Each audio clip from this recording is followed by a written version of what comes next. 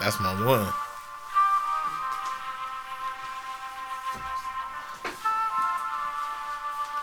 It's a beautiful day. It's a beautiful day. Hey. Orca, what you waiting for? Why you ain't saying more? Why you ain't creating more? With myself, I stand. Ooh. I just wanna go Saying saying for. Tell me what you praying for. Asking God why you make me for. Why you make me without knowledge? I am paying more. Ooh. Doing what I gotta do. Look, we're going to get into it in a second, but for those of you who don't know, this is For the Record. You know me, I'm Jay Kasai. This gentleman here, Orca Mane, the Noa legend James. himself, Noa James is in the building. What's good? Man, a whole lot is good, actually. Things are great right now. But let me turn this back up for a second. That's my shit. All natural, like no need to force it, and it's love in my heart. Got them blessings for it. Give me the knowledge. Don't give me the loot. Give me the love. Give me the truth. Ooh. Now I got work to do. Hey. Now I got work to do. This is a top 3 Oh, Noa word. James hook. All right, yeah. This hook, it hits in the car, at the show, Yeah. when you're by yourself. Yeah. Give it the loop. Yeah. Now I got work to do. Yeah, this is one of those ones, man. Now I got work to It's do. my shit. I remember, I think I hit you up immediately when I heard that. And I was like, I don't know when it came out, if it's old or new. Yeah. I was like, but it hit my algorithm, and I just want you to know that song is crazy. And you was like, thank you, man. Good looking. Nah, I appreciate it, man. And I'm mad because I don't think I ever saw it live. I don't think I saw Oh it man, live. I've done it a couple of times when You've done it for sure. Yeah, the record came out when I was on tour with Murs for the second time, so I was doing it on the road that Oh, time. that's even better. Yeah, so it was on like it was a bounce on it, And shout out Konami, he shot the video for it. So yeah, that's the one. That's right. I think I heard it through video first. Yeah. That's how I first heard it. Yeah. And then I went and I seeked it out. I made like an Inland Empire, like my personal greatest hits list. And that's on man, Siberian Special Forces. Even the name is crazy. Hey, if y'all don't even know, if you play 007, that's a character on GoldenEye.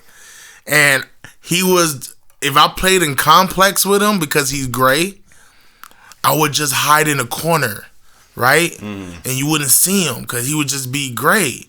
And Complex is all gray. And I literally would stand in the corner and the dude be like, where you at? And I would have turned around and go, just, and my brother and them be like, you crazy. I said, yeah, man. Slick. But yeah, man. So this is For the Record. I've been doing, this is season 3. That's tight. I'm doing this in a different formula now. So last time I was literally making the episodes while the season was dropping weekly. So I was like, you have to show up next week to people, and like launching them, editing on the spot and launching them. This time around, I was like, man, season 2 went extremely well. A lot of people were hitting me up about hopping on the next season. And I decided not to just take whoever asked, even if I like their music or whatever. I feel you. And I wanted to create almost like an energy season to season, Word, I feel that. So I don't know what episode number you'll be, but like Nabi, and I've done his already. We were doing yours. And I like to almost have like sequels to the last season. So like I did Curtis's. You're like the sequel to the Curtis episode. Oh, my brother. Yeah, I did Sonny Babbles. I'm gonna do someone from his label as a sequel type thing. Put some consistency behind it. I like that. Yeah. So, man, I have a lot to talk to you about. Oh, man, it was good. Because me and you have never had a actual sit-down conversation ever. Yeah, man. But obviously, I think you're in everyone's storyline. You're at least a background character in 1,000 movies. Oh, man. That's sometimes great. you're a major supporting role. Sometimes you're right there with the protagonist. You're Vegeta. All day, man. Yeah, so where does it start? Because I think I meet you in 2009 or 10, and you were already established then. Shoot, man. I could say, I started...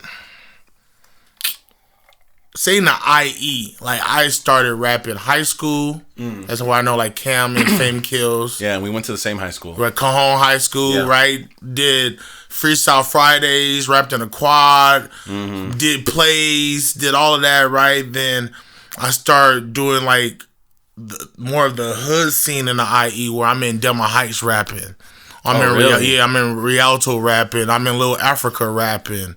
I grew up in Little Africa. You know what I mean? I'm over there. Lisa, like each time Lisa visited me over there off Sterling. I was really, yeah, like Coach. I would take her to the Waffle House that was up the street. Shags. Woo! Yeah. Take Lisa to the Waffle House. Yeah. And I was doing security at that. I was doing trailer security.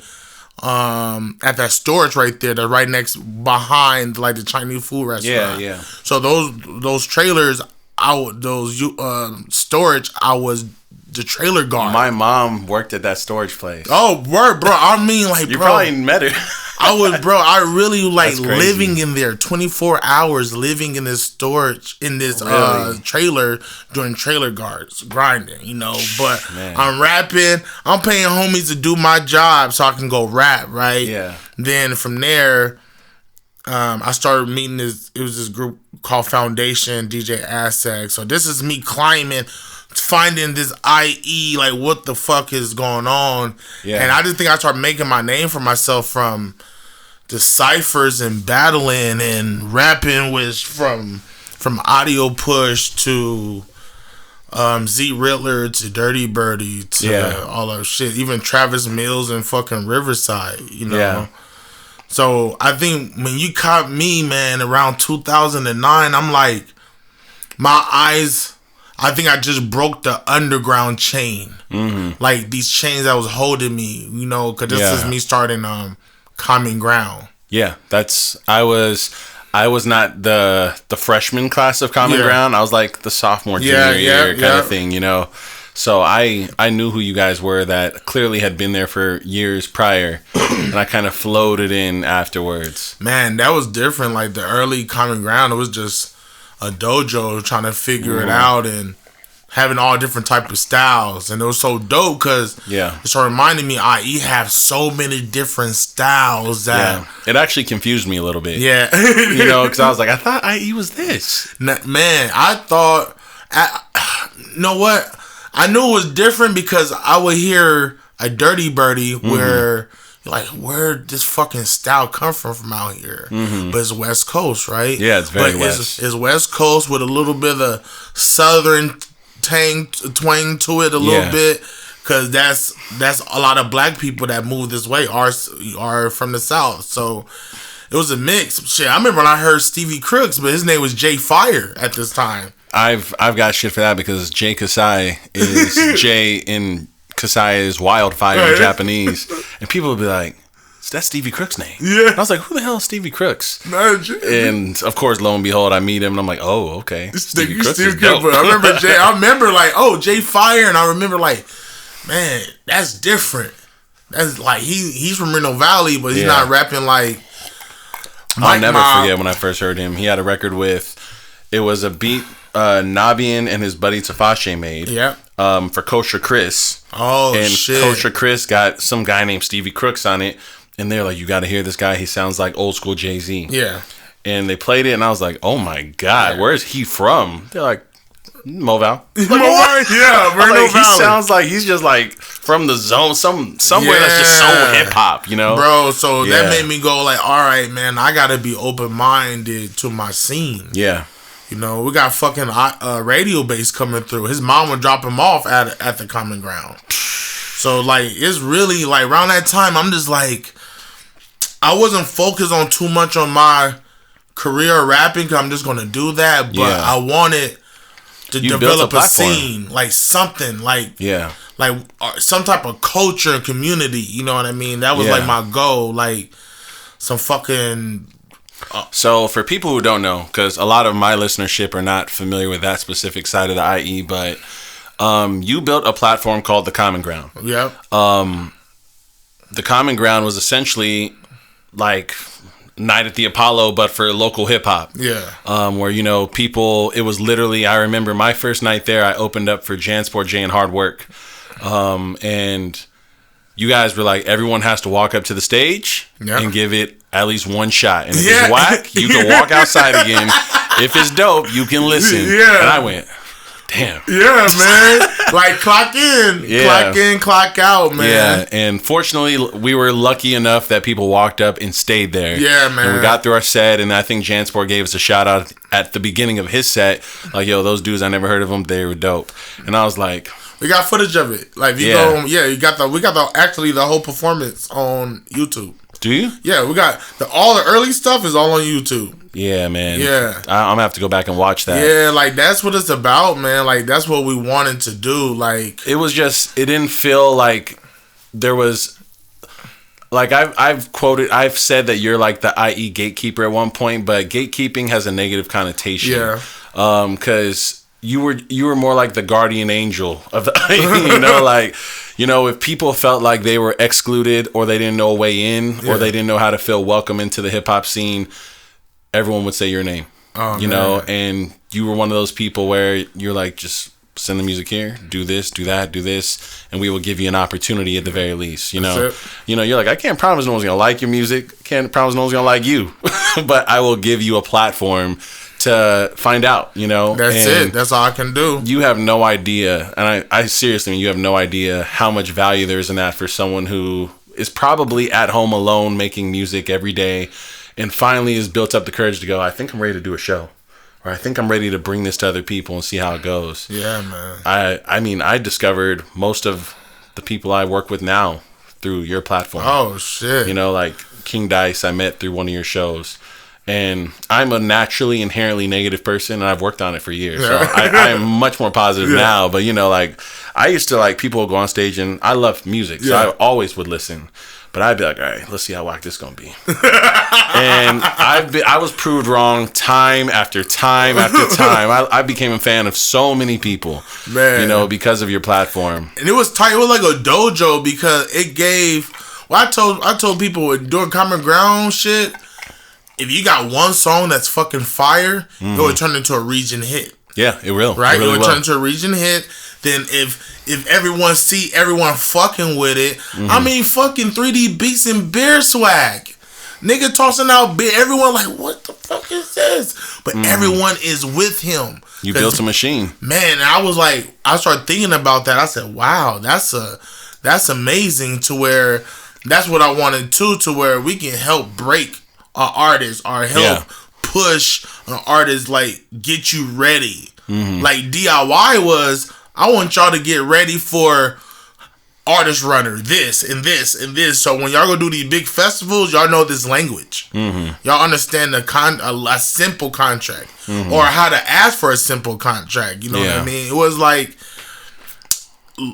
it was music, then it was community. Because I know we go community, culture. If we go culture, community, sometimes we don't get to the community part. It just be all culture. Yeah. Well, here's where, to me, there's like weird pieces in the machine. Yeah. So you were doing this weekly. Yes.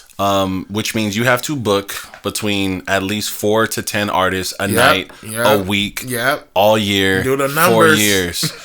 And that is not sustainable. Yes. At least not still doing good shows. Yeah. The shows you're gonna lose, you're doing quantity over quality at some point. What did that feel like, or what was that for you? Like, what did that mean? Why were you doing it that way?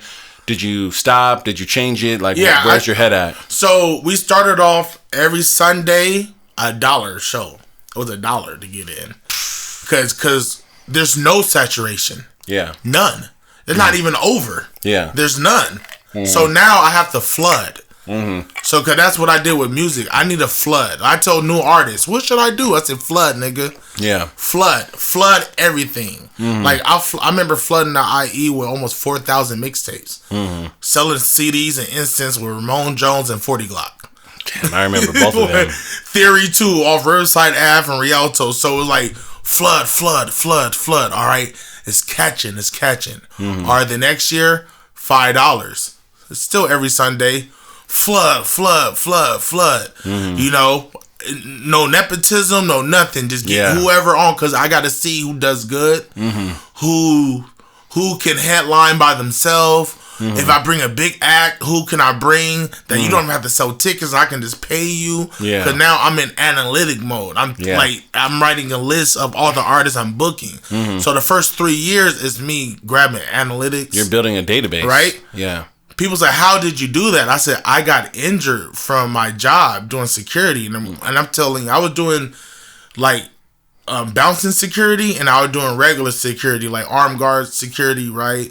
And I messed up my knee, and I ended up getting a settlement. What I did with not even a quarter of settlement, probably 10% of that settlement, I put into the common ground, and that made it sustainable for 3 years. You know what I mean? Yeah. Where we wasn't taking from where I put this money away for the house, or I put this money away for we need a computer, we need to do that. So I took a piece of this settlement, put it to common ground, flyers, paying people to do that thing, do this shit. 3 years of making it work, cause that was just a goal. So when I hit the 4 years, now I'm picky. Ooh, because the platform is built now. Ooh, this when I start getting hate. This nigga start hating my guts because I can't book you because now I know your fans start shit. Your fans reach over and grab Hennessy over the fucking bar. Yeah, I can't book you now, and that's just because of your fans. Yeah, and I tell you that, and you be like, I can't book you now. So now I done my rounds. So year 4 or 5. It went $5, $10. Then we went to we didn't go into Lisa. When did we start going into every 2 weeks? That was pretty far in. Yeah.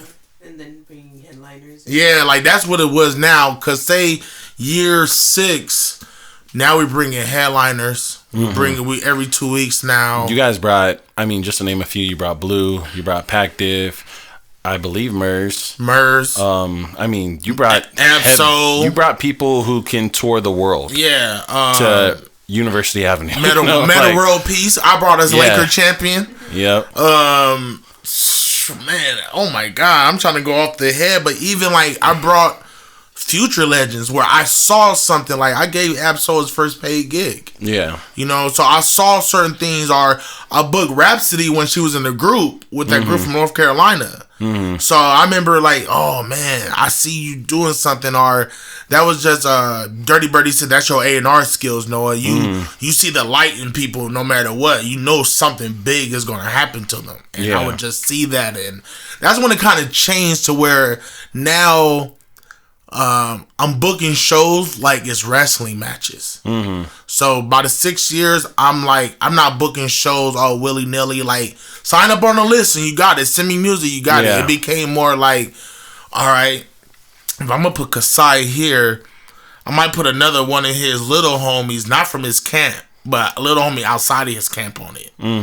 So what that's gonna bring, bring 2 different people together. Then I'm gonna bring this other vibe to headline with it. So it's like I start piecing everything now. So it's like it just took time to build that. Me and Lisa always just thought about like we knew we were gonna fucking start off like flood to where I can say by time the last 2 years, of Common Ground, like when it was going to the end, my career started going up. Yeah. And that's when it started kind of conflicting. Yeah, because you got to pick. Yeah, and I mean, like, then I got OGs that to tell me this. Big Mark was said, listen, nigga, if your business can't run without you, you don't got no fucking business. That's facts. That's facts. Facts, right? So what I did is me and Lisa created this plan to where 3D is running it, our homegirl's running this, Calligraphy is doing this, Mike is doing this, everyone's got their job.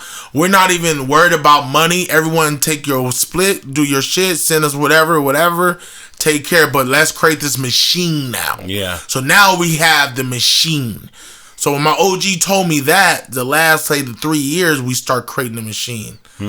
Then that's when we did DIY at Common Ground first before we took it to the Glass House. Yeah. Because it's the machine. I think we made it sustainable because we had a plan. Like, all right, we're going to go fucking nuts first 3-4 years. Then see how, we can book and make and not people be like, oh, I'm doing this for the love. I'm like, mine was for the love and build a business, build a promotion company of it. You know what I mean? So it's like, I don't know. It took that, man. It's crazy. I never explained that breakdown, but that's really like from start to finish. Well, I mean, it's interesting because when you're a recording artist, in the beginning, you think to yourself, I need to focus on being the best rapper. Mm-hmm. I want to make the best music. I want people to love what I do. I want to be, whether it be popularity or whatever it is. Yeah. And then you have to at some point acknowledge the other things that make you special. Yeah. You're a curator. Yeah. It's a gift of yours. You're a socialite. That's a gift of yours. You're a performer. To me, is your presence is your number one skill. Yep. That comes, and that's not the same as your show. That's not the same as your music. Yeah. You can put it into the music. Yeah. You can put it into your show, but one day you have to go, damn, I need to hone in on this because it's a weapon. Yeah. And you seem to be one of those people who learned that earlier than most. Yeah, I have, and really like seeing it and taking it into action, like really taking it, like really like not because I think early in my career, I would say even not even my career, early just rapping or me being in a Boys and Girls Club, and I was in a group called Leaders in Training, and the whole. So this starts early. This starts like in the Boys and Girls Club, but my mindset called Leaders in Training. So the dude was like, when you want to hate, what you need to do, they go motivate. Like so, my mind started switching as a kid to where. When I saw someone really, really dope, the only thing I wanted to do is like, how can I give it more light? Mm-hmm. Because I'm going to shine no matter what. That's leadership. You know what I mean? That's it, yeah. I'm going to shine.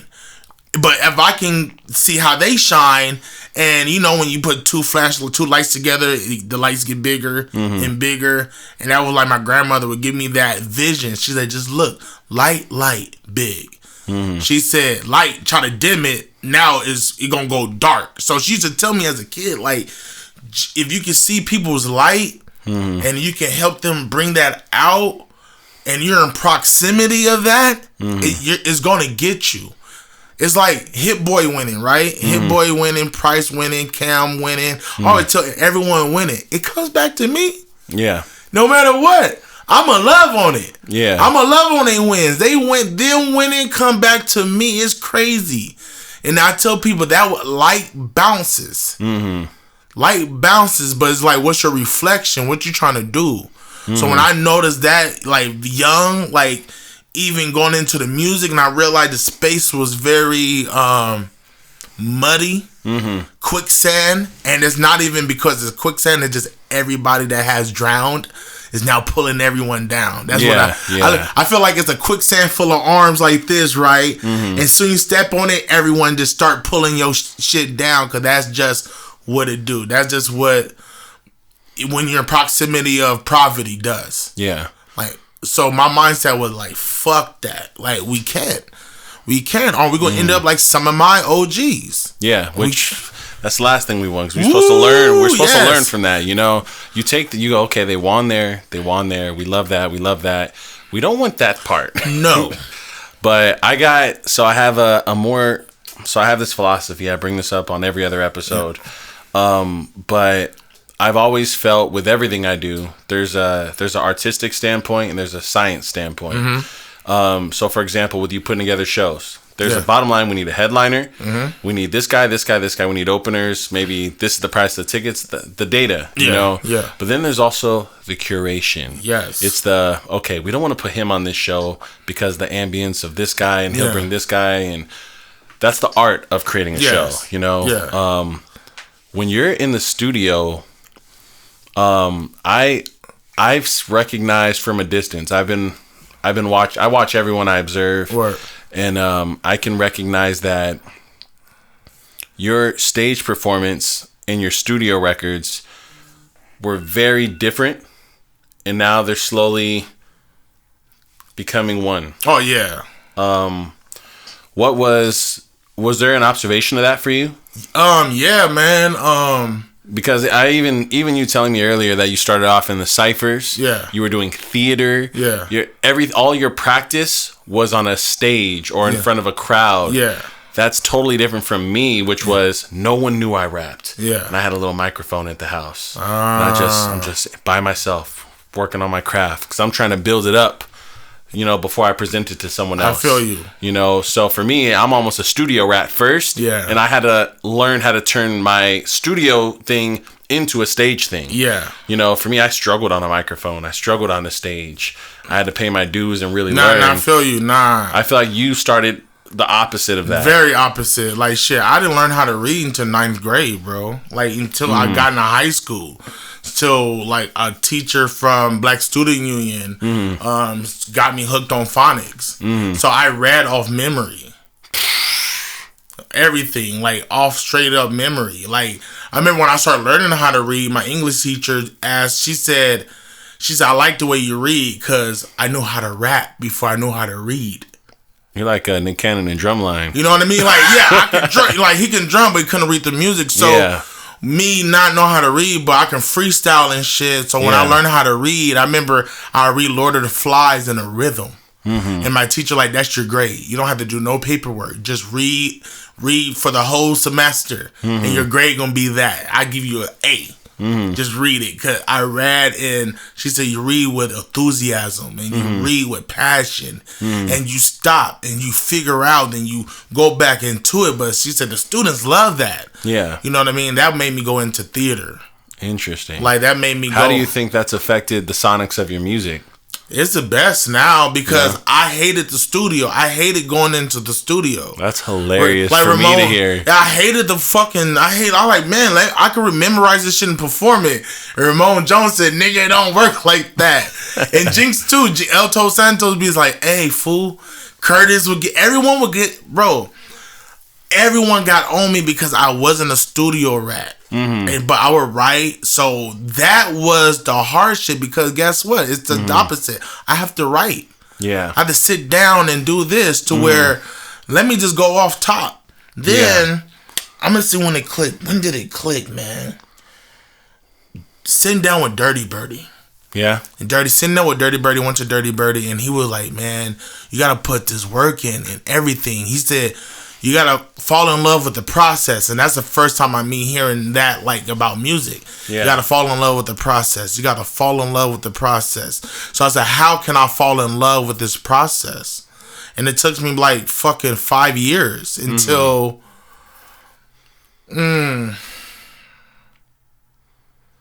Orca Tube, Pterodactyl Jones.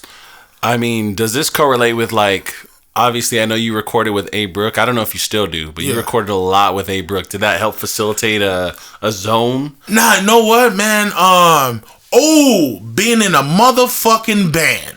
That's when it changed. Okay. So I was in 2 bands. I was in one, but the biggest band was Neighborhood Watch. It was me, Ramon Jones, Captain, DJ Say La Vie, another homie. Like, one worked for Golden Voice. One is signed to Epic right now. He's a drummer, Damar. So me being in a band and me rehearsing and practicing and doing music without recording a lot. Yeah. Right? So, but the band, I'm writing a lot. We're getting in there. So I took that energy because the dude was like, right to your performance. And that's what it was. The homie James that played guitar, and he loves Mars Volta. And he was like, Noah, do what they do. Right to the way you perform. Bro, my mind fucking clicked. My mind, I mean, it said, whoo. I said, what?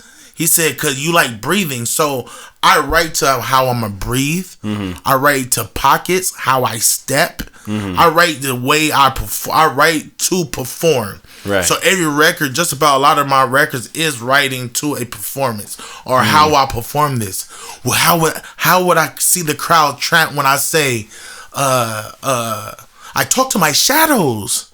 Like, do you want to battle? I said, ugh, they gonna love that shit and want to repeat that shit. So the band shit clicked, and the homie James started talking to me about that. Then after that, it started being in I say I start doing music with people that's way better than me at it. Mm-hmm. And that was like Brooke. Brooke is a fucking recording machine. He's a studio rat. He's a studio. DJ Nobody, Daddy Cav. I started going to Alpha Pup. You know, Cam. Like I was around people who they love being in the studio, and I'm like, man, this shit is dreadful.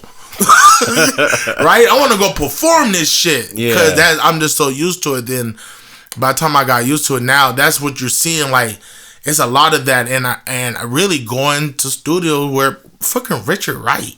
Been in the studio with Richard Wright. Oh my gosh, a studio rat. Team Price, Curtis on Pterodactyl Jones, him and Lisa yelling at me to stay in. Noah, don't get out that pocket. Don't get out that fucking pocket, Noah. Start writing out the pocket. Write that whole pocket. Mm-hmm. And I would do it, and it'd be everyone loved that fucking verse. Mm. So that type of shit to where I humbled myself. Mm-hmm. I was allowing myself to be like, tell me what to do. Mm-hmm. Because I do this, and I don't really know too much about this because I don't love it. Mm-hmm. So by the time people are giving me knowledge, advice, I love it now. Where's your style from? You know, because usually when I listen to people, I go, oh, you listen to this. Oh, you like that. Man. With your style, you're very much in your own pocket. Blues, Bobby Blue Bland, Muddy Waters, Charles Bradley. Then you go into like Sade. Then we were talking about like, I love Korn, I love Slipknot, right? Then that's where the grit comes from. Yeah, the grit comes from even like blues, like BB King and Bobby Blue Bland, right? They got this, they got this type of grit, or even James Brown. Like my intensity, like I would look at James, like, oh fuck, or Tom Jones charisma, because my granny loved Tom Jones. Mm-hmm. So when I do songs, I need to sway a little bit, or I need to like how to get Tom. So it's everything that that was impressionable on me when I was young. Mm-hmm. Then it's different now. Like you've been in your bag for so long now. Yeah. You're in a position where now it's about how can I create within my creations. Mm-hmm. You know, and I've been probably making music for. I remember when I hit my 10-year mark, I was like very big on like, I've been doing this 10 years. I'm 10 years in. And now I've just stopped counting, you know. And for me, because I started off as a studio guy, I had to like force myself to, you know, go find shows, go do gigs. I didn't care who was there, who was watching. 5 people in the crowd, 1,000 people in the crowd. Didn't matter to me. To me, it was... I recorded my first 30 shows. They all are recorded. I have them on my hard drive still. And they're all garbage.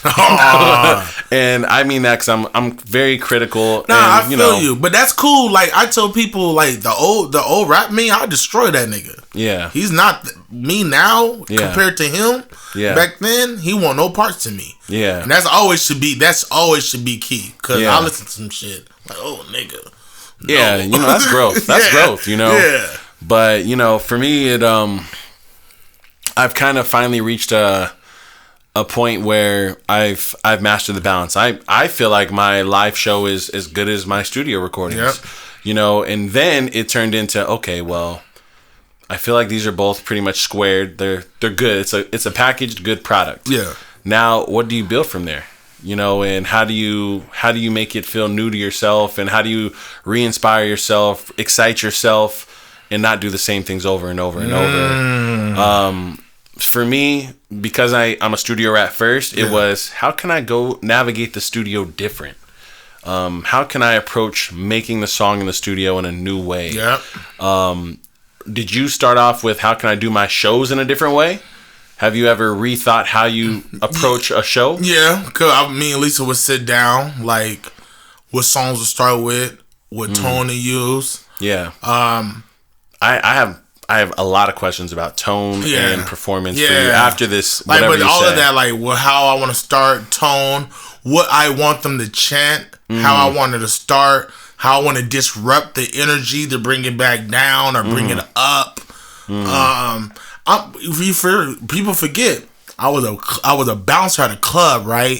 So I know how to make people buy drinks. I know how to, you know what I mean? Yeah. So sometimes when I know I'm at a certain club, like at the Vibe, and I want them to get the bar or something, I knew certain things to do or say or what songs to catch, and they go catch a drink real fast where they come back for a certain thing. Or if I'm at the Hot Fest and I'm like, fuck, there's a lot of shit going on. Let me start off with Boo. Like, because some people hear that, everyone ran to it. So it's like, I have to switch it up, you know. Even I fight myself, like, what can I make better than Boo? So this is the art and science part again. Yeah. You know the science of a live show. Yeah. You know, okay, this song does this, and I need to use that tool to navigate. Yeah. So if I'm in a chaotic place with distractions, I should start with something captivating. Yes. If I'm in a place where people are already focal point is me. Yeah. I don't need that right now. Let me take advantage Burn and do slow. This. Yep, I go straight to burn slow or something slower. Yeah, you know the science and the art of a live show all the way in your soul. Or if I'm opening up for Lil Debbie at a club Sevilla. Yeah. You know, mirror, mirror. Because soon that bass hit, bow, I got you. Yeah. Debbie, it's about to be a hard show for you after this. Like, that was like, me and Radio Bass was laughing about that. I said, man, because he's a nigga. You just come, but that's the science. But that's the, like, I love the art and the science. That's crazy. Like, it's, I'm getting goosebumps about it because, it's like wrestling. Yeah. It is, it's grown up Disney. You have to make people feel. Right. You got to think about it. So it's you cinematic. It's a movie. You're making a movie. And know how to tap into your real emotions all the time, like an actor, or how 50 Cent can make himself cry because he goes back to where his grandma passed. Woo! Like, the tears isn't fake though, but he used that to propel him. But the tears is real. So sometimes people feel like when they do that to themselves, it's not coming from a real spot. But like, if you dig into the real spot, it is real. Yeah. It just, you can bring it out anytime because that's the science of it. Now you're in control of your emotions. It's like, I'm not this person, but there's a lot of people who they say when they have dreams, some people go, I can control my dreams. Yeah, I have lucid dreams. I barely even dream at all. I don't really have dreams, but when I have dreams, I am in no control. Bro. I'm just on the ride, but I know people, probably you, sounds like you're one of those people where you have a bit more control of navigating the dream and stuff like that. And it's like, I've done shrooms, I've done all of that, right? Yeah. So it's just, and I'm sometimes I will wake up from my dream and write a note down of what happened. Oh yeah, that's a must. Like, because it's lucid, you know. Like, so I don't know, man. It's all intertwined. Like, shit. I remember our first tour with Murs. Murs like, you want to go on tour? I said, yeah. Kurt's like, yeah. He said, it's gonna cost us so much. I said, don't worry about it. Don't worry about it. Had a fucking dream. Remember the dream, Lisa? Had a fucking dream of getting the van and us on the road. And Curtis said, did you have the dream? I said, nigga, I had the dream. I had the dream. And I said, it's going to be us taking a picture in front of the car wash. I'm going to put that picture up. When this happened, I'm going to put that picture. When the episode come up, I'm going to put that picture up. Right? And it was the craziest shit, bro. And Curtis said, what the fuck? I like, it happened. But it wasn't, it was deja vu, but I told people it was, I think because I know the work I'm going to put in, I dreamt the dream. So, have you ever had a dream of something that hasn't happened yet and then it happened? Yeah, that was the tour shit. I've had that. Yes. So, that's good. That's good. So sometimes when you have that, man, like, when you in that dream, try your best to look around. Like, when you know, like, it's, you know, when you sleep, sometimes you can't catch yourself in that dream. Yeah. Really fight, because your head gonna do, in your dream, your head gonna fight. It's gonna fight. But soon that shit loosens up, woo! Me and Hard Work talked about this all the time. Yeah. It become very lucid, like you move like, I see me at 250. That's why I'm going hard. I seen that nigga. It's coming. I seen him. He's there already. Whew. That's a scary man. He's dangerous. Oh yeah. Oh my! I tell people, me now, ooh, Like, you're not intimidated by me that as much now, in a sense. I was gonna say maybe. In a sense, I remember OGs told me, he said, but when you lose that weight, Noah, he said, I'm telling you. He said, that's gonna be a bad man. He said, that's gonna be a bad, but I seen him. Bro, it's the most craziest thing, and he's, oh man, he's smart. It's, I get just talking about him. I know him. Yep. I would go to sleep and I would see him and I'd talk to him.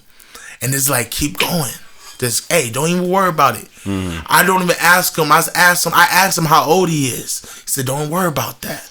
Don't worry about that. You really in there. Like, don't worry about it. Like, he said, don't worry about that, bro. Nigga look good. Nigga look good to you right now. But, man, I think that's what life has become now, because life is so fucking hard. Just effort makes life a little better. Like, effort. That's it. Effort to transcend. Like, that's the only way I can make it better. So, how do you, a person in your position, so your past is you building countless, endless relationships, building massive platforms that transcend multiple cities. San Bernardino County is the biggest county per capita in the world. You built a platform there for hip hop, and then, we're not even talking about maybe some of the things that just come from the fruits of your labor, like going on a tour with Murs and stuff like that. After all of these things happen, obviously you get to a position in life where you have to make decisions on opportunities will always be coming. Little tiny ones to very big ones. And you have to discern which ones are a yes and which ones are a no. Because sometimes the little tiny one should be a big yes. And sometimes that really big opportunity is actually a no. It's a very, And how do you decide how to navigate something like that? Because obviously I just know from talking to you in the past, you've been approached by major companies. And you've also said yes to artists you probably didn't know super well. And then you went, man, I had a gut feeling. And how do you navigate that? Vibes, man. Like, and counsel. A counsel is not by myself. I call up 60, Dirty, Murs, people Curtis, who also are in that. They're in that place you're in. I ask advice. I go call up my homegirls. I hit up people. I DMs. Like, I have to. You have to have that. Because you don't know. Like, you have to put your ego away and go, I don't know everything. I go exactly hit up Eugene O'Neill, like all the homies, like, I need what you know about this company. And then with companies, like, say corporations, I have this thing to where I treat them all the same. All the same. Like, Baker's in my DM right now talking to me, Cam, all of them, and I tell Cam, like, don't give them ideas. Even though it's IE and they want this, they want to work with this, like, but it's still a corporation. They still have money to pay us a certain amount for certain things. We should not be excited just to work with them. Like, you know what I mean? Like, that's my mindset now. Like, it's very different. Like, cause back, if they would have hit me 5 years ago, like, let's do it. Noah Burger, Noah Papa Meal, let's get it. Noah Shake. Like, cause I was eager and I wasn't even ambitious. I was just wanted it so bad, but I didn't even know what I really wanted at the time. So now I know I want to be independent. But I'm not scared to sign with a major deal if the deal is great. I'm not afraid to sign a sinking or a publishing deal. So now it's with corporations, I keep it all the same. Artists, man, it's different, man. It has to be a vibe or I like nice people. Man, I like cool, nice people. Like, for instance, I like this artist named Champagne Aramis, right? And he from IE, and he show love, but he bring his mama around. Mama sweet. Bro, he can get a verse or anything from me. Just because of that. Like, you're just a fan of him as a human. As a human. That's so important. Man, that's important. Like, oh man, bro, we can go eat. Like, certain people, I was like, let's go chill. Like, or the vibe is that, or I'm laughing, or it's like, shoot, I see Nicholas and Cam, and I'm probably the only person that open my hands up and give them 2-hand hugs like this. It's like, I want to do music with people I feel like that about. Because it's going to be easy to push. Yeah. It's gonna be easy to do merch. It's gonna be easy to do shows. That's that curation, big picture part of you, subconsciously working too. I can't mess with someone where it's gonna be tooth and nails, or you got a icky energy, or a super pessimistic energy, or I'm trying to tell you something big and you not thinking. I'm like, man, like I hit a Rick Scales. I'm like, Rick Scales, you want to do a show in San Diego in IE? Like, yeah. Then he was like, we doing shows in San Diego. I was like, why don't we do an Audio Dope San Diego collab? He said, yeah. So I'm bringing him down here. We want to talk to San Diego. Then I'm like, let's do San Diego IE merch. He said, damn, Noah, you just be thinking. I was like, we can't just stop at these two intersections of building. We should have merch. We should start something to be proud of this collaboration. Yeah. You know what I mean? So it has to be like, I hate saying it, like people are like, it's a vibe, but it has to be like you're not wrong. Your essence and your vibe and even your work ethic. Like when I'm in studios, like I have kicked niggas out to where they was scared to tell me to criticize me. He like, Noah, I should thank you, and he's like, oh, never mind. I said, get out. He said, what? I said, you tell me. Yeah. You gonna let me be whack? Yeah. You don't let me be whack in here? You won't? You started laughing. He said, nah, I think you should do this in your ad lib. I did. I was like, oh yeah, that's way better. Yeah. That's genuineness, you know? Yeah, I need that. I've found that I've been on a new run. Like I'm mentally rejuvenated lately because we were talking about this off air, but I spent probably 7 straight years just making music with just me in the studio, and you know, I'll put on some Daylight or something and be like, all right, getting your lyrical miracle back. You know, going crazy with the pen. Then I get on the mic, lay it down. I'm like, all right, cool. They didn't even know what I was talking about. You know, and then I remember my turning point, and it wasn't even conscious or planned. It wasn't something I wanted. Yeah. Leo was doing a slap episodes. And on his slap episodes, what he does is he'll have a 2 to 3 hour episode live. Everything's live in the moment. He makes a beat, and if there's an artist there, they write to it and record it on the spot as soon as the beat's done. And for a nigga who goes home and writes as slow as he wants, I'll turn off my beat and play someone else's music if I need to just take myself there. Yeah. There ain't none of that on a live stream on YouTube, you know, and this is my bro, so I was like, I'm gonna do the show and I'm gonna just make it work. Yeah. You know, so for me, I was like, okay, I need him to make a beat that is tailored to my autopilot writing style. Yeah. The first one we do that. He makes like a Fonte beat or something. Yeah. And I'm like, done. Song's done. You know, did it right away. And then the next song comes on. It's some jazzy, super experimental, abstract stuff. Man, I was like, I'm literally looking at the chat like, what do I say? You know, I was like, I don't know what I'm even supposed to write. You know, I don't do this. Yeah. Normally, I'd hear this beat and go, who sounds like this? Go do some research. Go do some studying. Sit back down. Write a verse. Done. Go research. Go study. Write a hook. Maybe the next day I'm driving in the car. Oh, shit. Write the next verse. You know, and that's how I'd make my music. And this put me in a place where I had to let go. And just go, what do I feel from the music, and just lay it down unapologetically.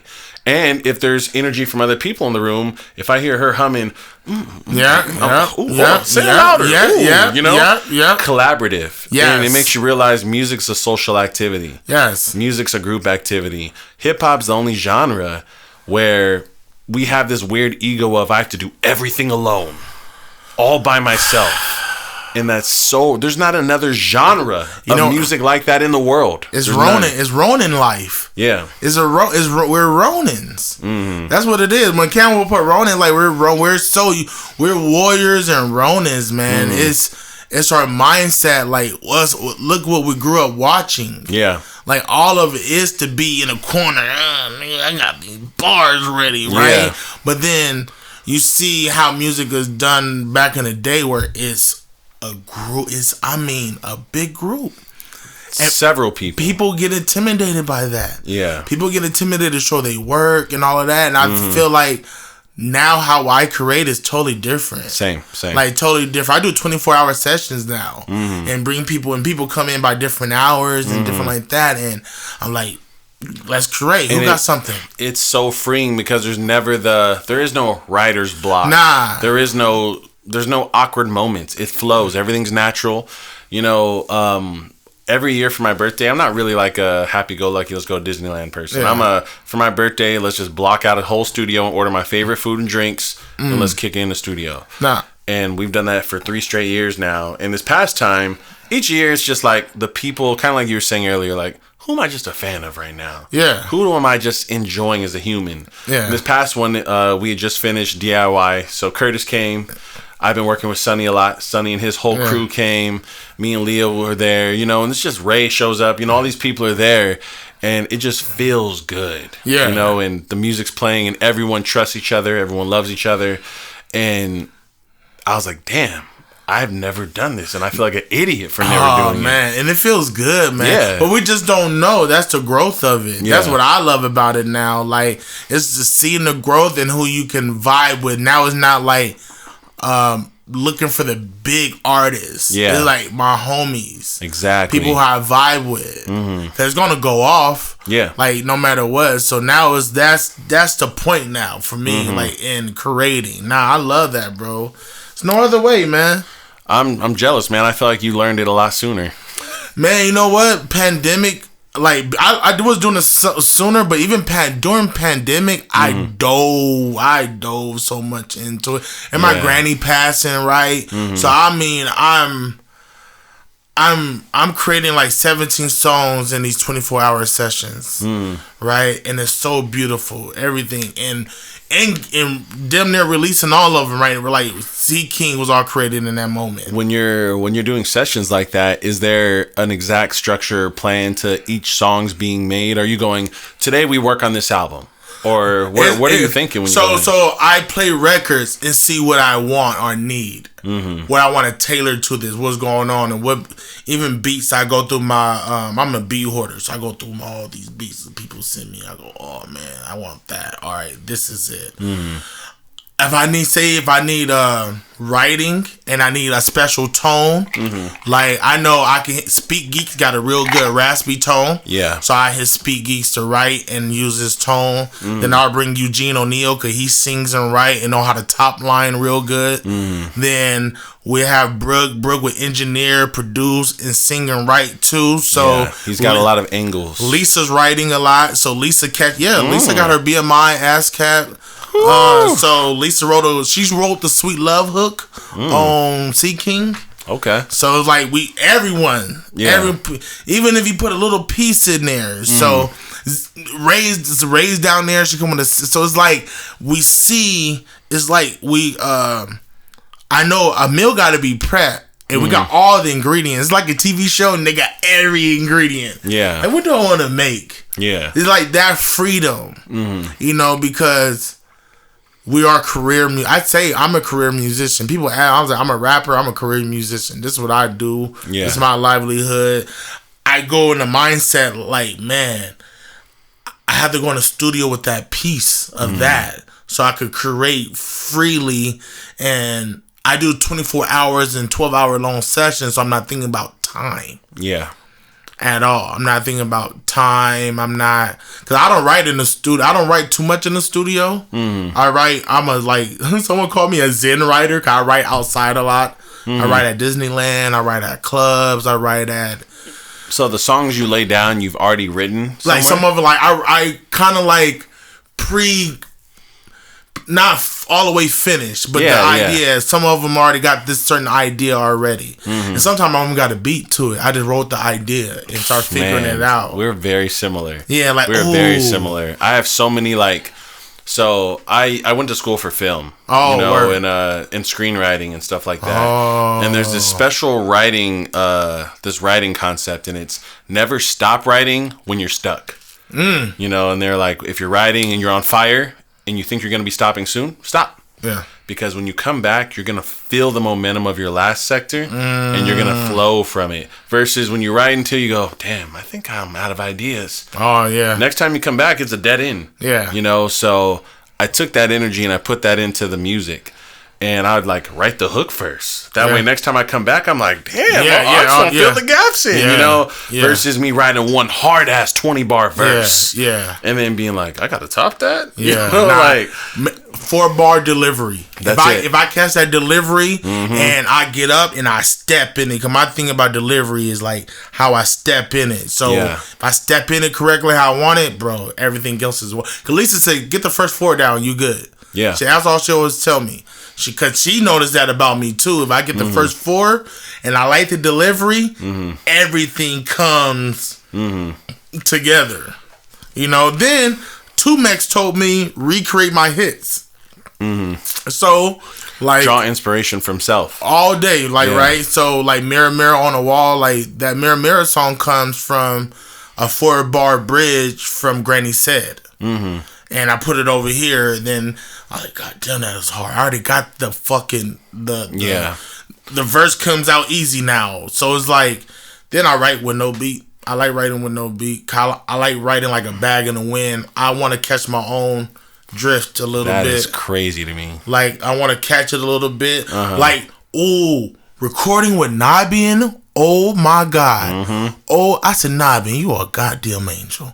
You know what's funny is he doesn't want people to know how good he is. I know. At things that aren't just making the beat. I know. You know? He don't want it. I don't even want to put it, but it's just like the way when I'm recording with him, he said, Noah. Just don't even worry about that. I said, what? So I just rapped on the keys. He's he's thinking about you. Yeah. And he's a producer, you know?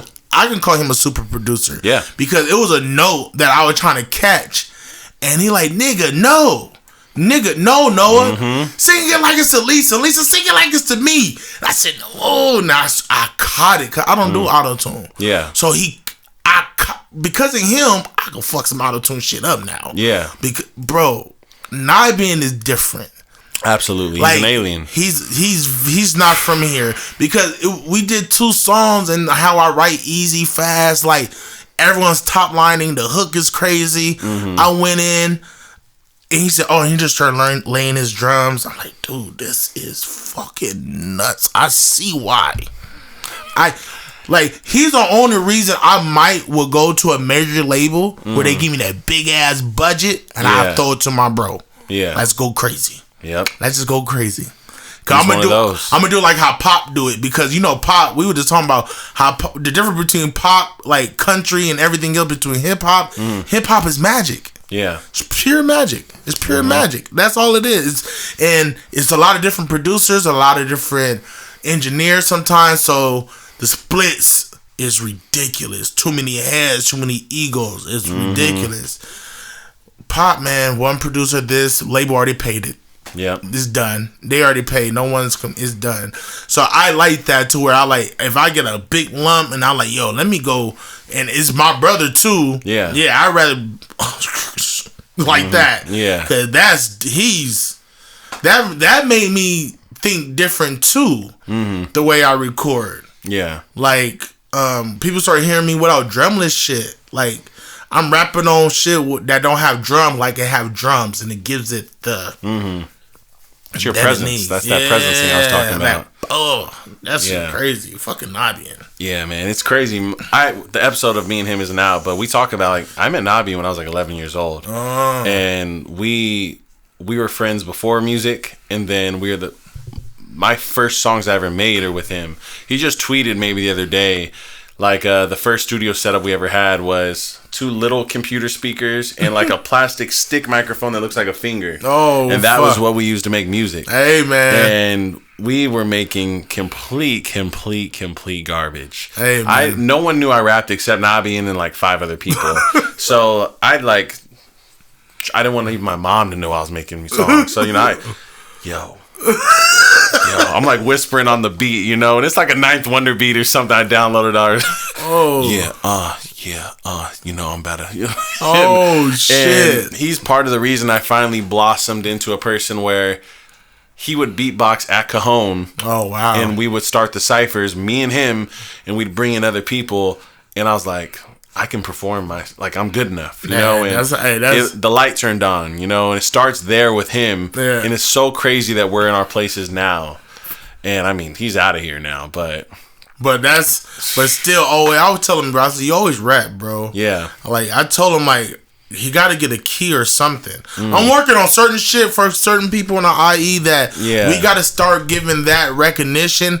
And, like, I don't like being part of the politics, like, real politics of IE. Not like rap politics, like the real politics of IE. Yeah. But I'm going to start trying to go into these places to where, like, Nabi can get a key. People who like, you might not think they're that big, but to us they're big, and they deserve this type of recognition. Or just because you don't know, don't mean it's not that big. And that's what it is. Like a fucking billion people. So it's okay. Like, but they deserve that recognition. Absolutely. And that would start the wave of a city, like giving Dirty Birdie a recognition, or Light Shaded Brown. They're from Riverside. And then they start building up to everyone, and start to the OGs, to the YGs. So that's why I'm always about community. Sometimes I'm like, you need to stop it, Noah. Think about yourself. I said, I'm gonna get mines. Yeah. It's just the platform has to be built. And LaRussell says something I always love. He says, some people ain't gonna do that shit, so you do that shit. Yeah. Like, some people ain't gonna want to do that type of shit because it's they think it's taken away from their light. You know, and I think that part of it is that hip hop itself is a very self-centered genre. Yes, it is. But I had this thought recently. So I have like a little trophy room. Yeah. It's not even a trophy room, it's a closet. Yeah. But there's a shelf in there, and I put every trophy I've ever got in there. And I have a shitload of trophies. Man.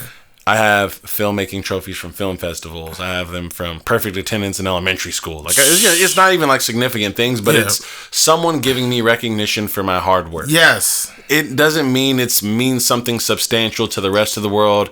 It's other people around you acknowledging the work you've put in. Yeah. And I thought to myself, damn, I have tennis, pickleball, basketball, school band. You know, I have all these awards. And I went, these are all things I put at least 3 years in or more. And I was like, I've been doing music for probably 10 to 15 years. I don't have a single trophy. And I thought to myself, it's because there's not a platform built for local acknowledgement or micro acknowledgement of all of us seeing how hard we're going. Yeah, not and no it more. Costs nothing. Not no more. We used to have them. They all went. Yeah. Like, I used to love IE Weekly. Like, before, and that's the sad thing, like, I caught the tail end of everything was here with me getting an IE Weekly, or Coyote had an Artist of the Year thing. There used to be a lot of these things, and people, I don't know why people don't want to continue to do this. Like, we used to have an IE Music Awards back in the day, like 2009 I heard about that. and 10, and it was done by IE Weekly, Culture Magazine, and Inland Empire Magazine. It was really legit. Yeah. It was really legit because it went off not just votes, but a committee. They look at your work. They look even what else you do in the community. So it was really digging. So that was tight, where now they sold the company. No one's doing nothing. It's like we used to have all the venues and shit. So I think we have to get back to that even more. And we're going to talk about that after the show, because I had that thought and then I came up with a solution. Yeah. And I've been working on it, but I'd love to bring it to the table to you in a second. But yeah, man. So, you know, it's very interesting. The last thing I probably would bring up to you is you've got a very, very vast catalog. You've been on a very long journey, and you've done a lot of things where a lot of people might go, okay, I got to that point, I'm good. Oh, yeah. Is there a point like that for you? Is there a moment where you finally go, man, once I do that, autopilot, coasting, I'm chilling? 9:39 p.m. All right, thank you. I would say performing on a cruise. Yeah? In my 60s. That's in your 60s? Yeah, in my 60s. Me and Lisa have dreams of me. Like, I feel like when I get to my 50s and stuff like that, my catalog would be extend. I would know a little bit of guitar. I would know at least 10 magic tricks. I'm gonna do a casino. Because a casino, you can rent them out yourself. Yeah. And fill the... So by the time I'm 45, 50, I can seat a casino, 250 seats, $55 to $75 a pop. That's written down. Yeah. Like Rat Pack. Like Frank Sinatra. So the older you get, I transform into catering to my top fans. Because I have top fans now. And these are also you tying into your true influences. Yeah, and people who really love me. Like I remember Merge was like, Noah, a lot of my top fans are doctors. They're wealthy now. So some of my fans are way wealthy than me. Some are millionaires. Some will book me, will give me 10 times my price. Yeah. Then I'm thinking like, oh shit, because that's 20 albums. Of course, I have better. I've been wasting my time if I don't have that. Look, I was skimming through your catalog because I have my favorite songs. I'm like, God damn. Yeah, bruh. I ain't even heard this one yet. Yeah, man. And I look at Currency. Currency's outworking me. No, that's a no for me, man. But that's you know what crazy. I mean? But his fans, bro. Yeah. Like, so you have to, and so there's not it gets bigger. It gets bigger. I want to do a show at the aquarium. I want to do a show in a museum. I want to do these things. So it's a lifetime of goals. But then I figure out life too. Like, you know, traveling, music, family, like, but music is forever. Yeah. Like, I think I made that decision to where it's not a time where I'm like, man, I'm retired. Yeah. Cause I my whole career is, I think people who retire from hip hop, sometimes from music, is like they're not inspired by what's going on in their life sometimes. Yeah. And people like Hove. I said, nah, Hove was writing. You crazy. Oh, for sure. You stupid. For sure. Hove was writing. He was doing music. Yeah. He wasn't, and he released it. Even his verses, like, he didn't quite retire how everyone think he's retired. Yeah. But I know homies that retire from music usually is like, say, a gangster rapper. Right? But they're not really a gangster rapper. It's a facade thing. Yeah. So your whole career, you've been lying. You got nothing to rap about. Yeah. You're done. It's no more. You can't create nothing new because you haven't done that self-work. Yeah. Or you haven't did that shadow work. So because I've done a lot of this self-love work and shadow work, and I know myself, I'm like, man, I can rap forever. Yeah. I'm trying to create a band right now called the Love Monsters. Man, beautiful segue. I literally have it ready right now because this is top 5 for me. Top 5. Hey, man, this the one. I actually got to see this one live a million times. Yeah, that's the one. But imagine with a band now, man. And here's the thing. This is one of those records for me. This song live is not this song. Nah, different. It's totally different. Yeah. I think by the time I got to Alpha Pub, I learned, because I already recorded Booze Hungry at Alpha Pub. So when people hear my Booze Hungry, then Alpha Pub Booze Hungry, that's when I knew how to do it live. Okay. Like, really do it live. Let me ask you this. Yeah. So this song, Booze Hungry, all your biggest records, what is the distinguishing factor between when you perform it and when you're in the studio, and what does that mean? Like, dive into that for me. Man, first Booze Hungry, I was on Absent recording that in my living room. My shirt off. Fucked up. That crack in my voice was on accident because I was so turned. Like, Lisa had to pour the Absent in the toilet because I was so lit. I wanted to tap into, like, Boo live. Like, how do this sound? Turning fuck boys into, man, I'm like, how do people get that pop and that energy live, man? And that's my experimenting. Yeah. And being okay that it's being released. Okay, it didn't sound, I got to a point where I didn't like my pronunciation because people were like, oh no, you gotta pronounce that. Then like when you're in the studio? In the studio, but then I said, nope, let me go back to my raw self. Yeah. And don't pronounce. And this, I don't know, I just start I start stripping down all of these things I was put on myself to become this recording artist. And so these two songs was like back to back. I recorded them the same. Yeah, they're related. Yeah, they're related.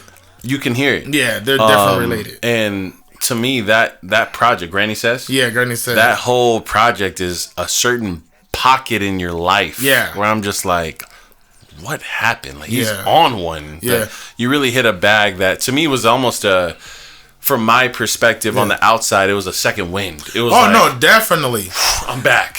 Alpha Pup. I'm in the studio with Terrace Martin talking to me, Kamasi Washington.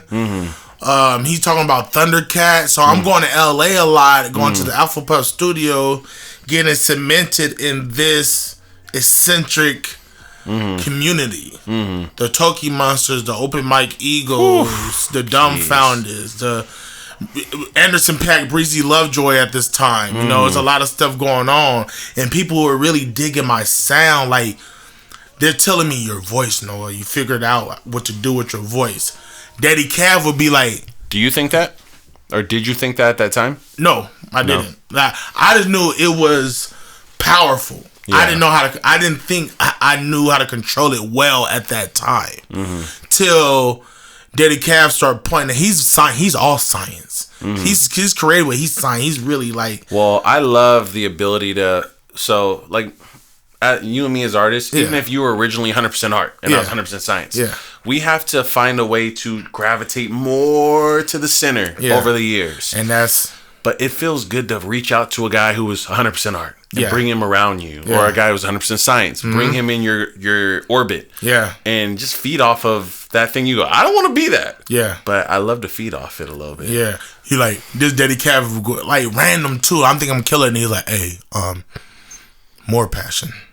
He said, back up, be loud, like you're performing at low end. Because the energy, when they saw me at Low End Theory, that's why they wanted to sign me too, because my performance. So this is me. This is me how to carve that presence into my music. Your presence is the reason you're where you're at right now. Oh yeah, that's my granny to this day. Yeah, to this fucking day, and I learned how to throw my presence or project it in the most positive way, and sometimes it be in a very intimidating way. You weaponize it. Yes, and I that do. Could be positive or negative. Yes, like when I get anxiety, when I have high anxiety, I compliment a lot. Yeah, but it has to be authentic compliments. It has to be a compliment. So at Disneyland, I get high anxiety because a lot of fucking kids that's not looking. They're looking at the fucking ground.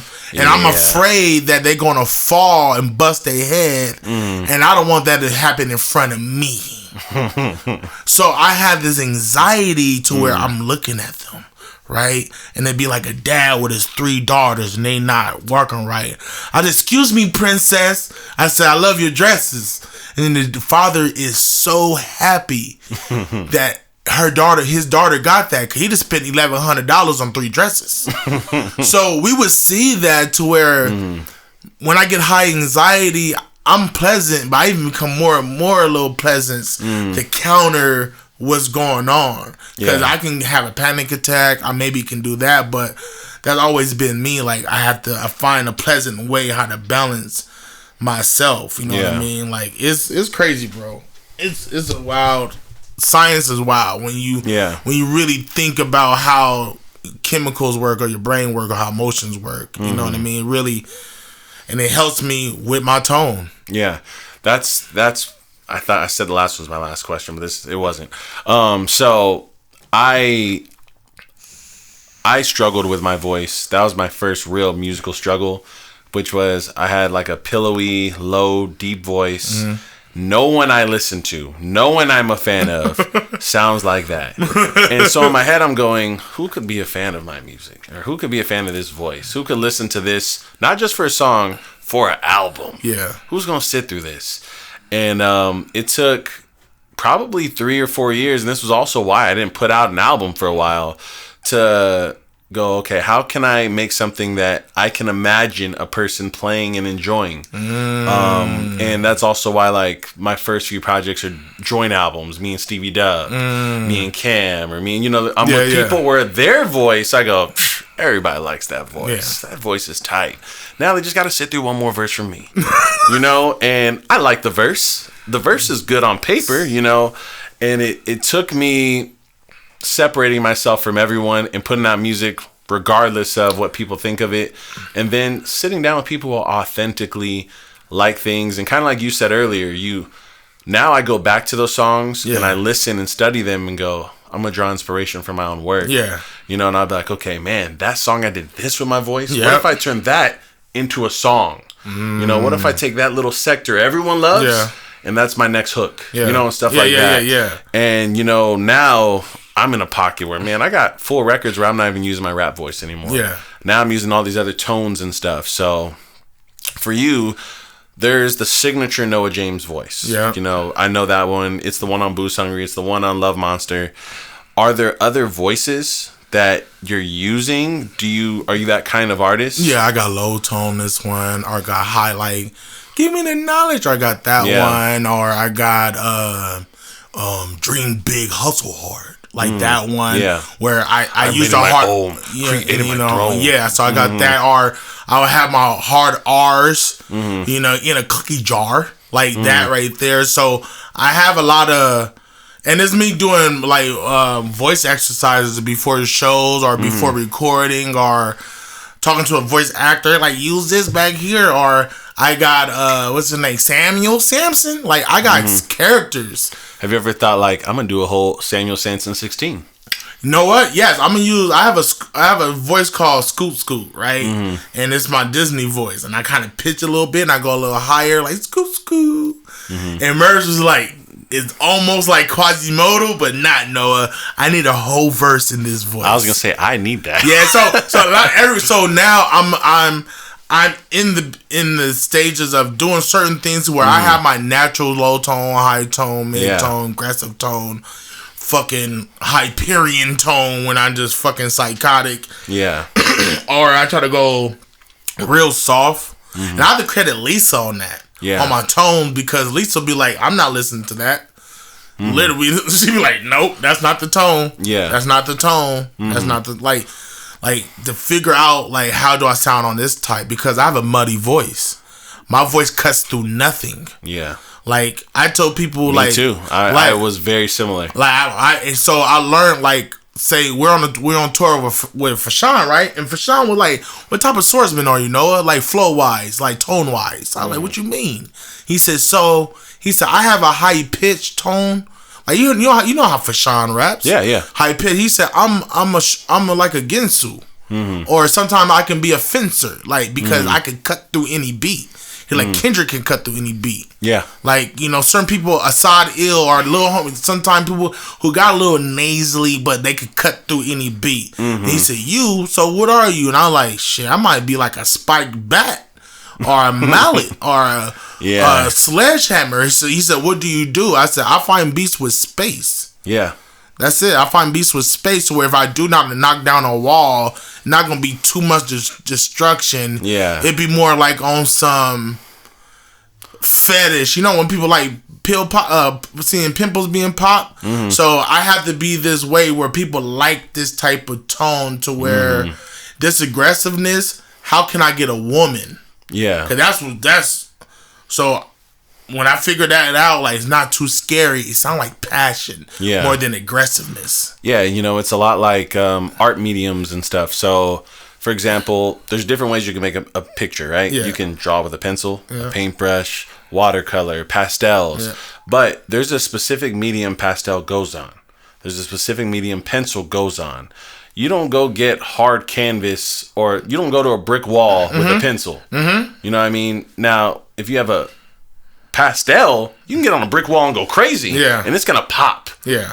If your vocal is a pencil, you need to go find paper. Yeah. You know, so it's good that you've understood what your medium is for your utensil. You know? And, you know, and then you can experiment from there and go, how can I become pastel? Yeah. What if I try to be pastel on a beat? What if I got in my Samsonite voice and then let me approach a beat I would never use? Yeah. And you start realizing, oh shit, like I can paint in different styles if I become different types of instruments. Man, you know? I did drugs with a teacher. That was the first time I ever did that. I did drugs with a teacher.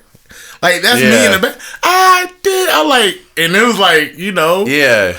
I was like, I'm gonna do it and release it, and Della Dessa was like, this is hard. Yeah, and it'll be even funnier because the people who know you for what you do, they're not gonna know it's you on the song, you know. And it's exciting to me. So for me, that's something I really look forward to hearing from you is you experimenting with abstract. You know, going pastel from the pencil and stuff like that. And I can't wait, man. I got some shit.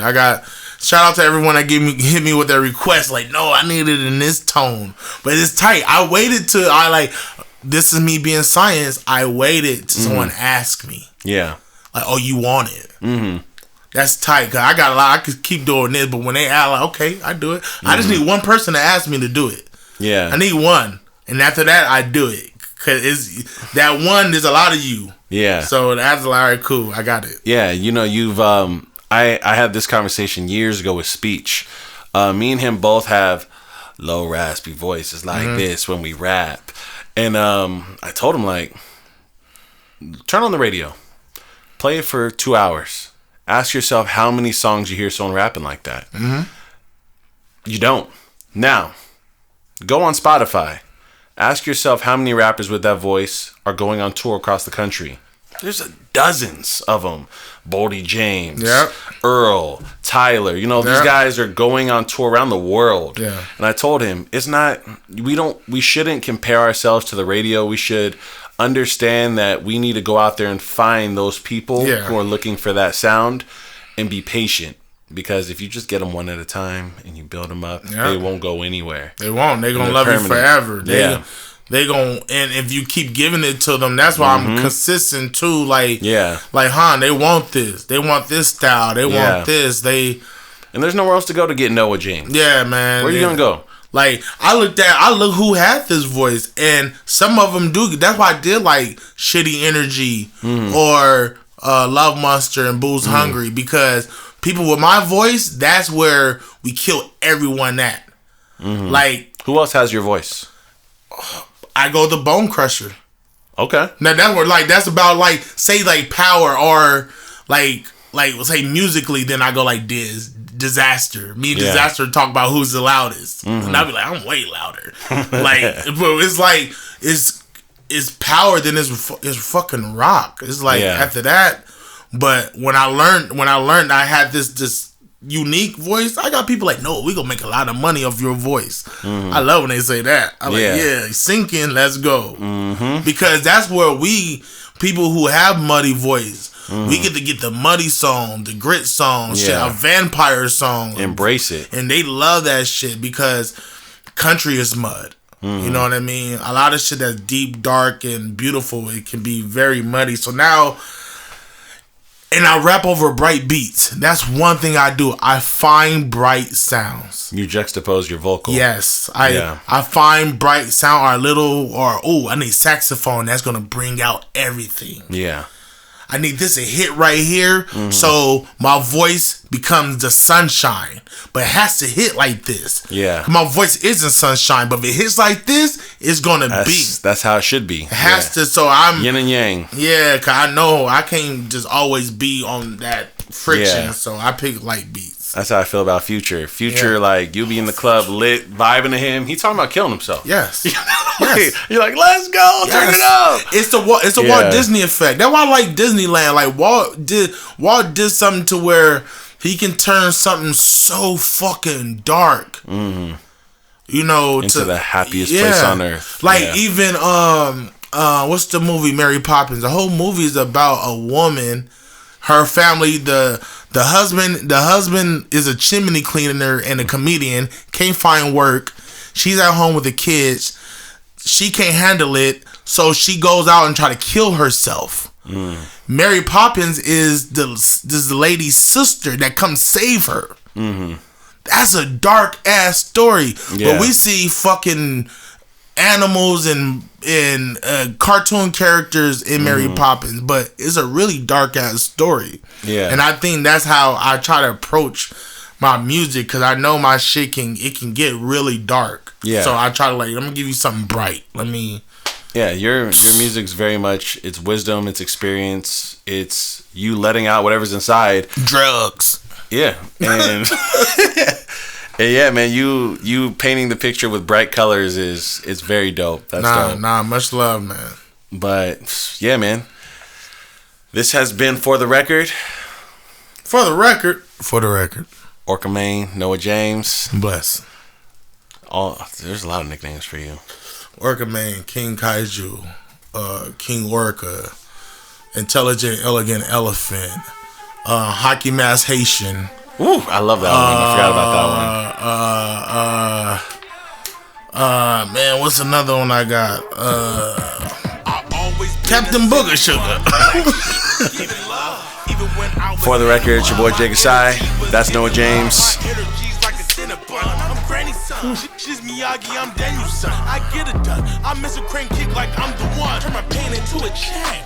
I showed up for myself. Broke the chain of regret.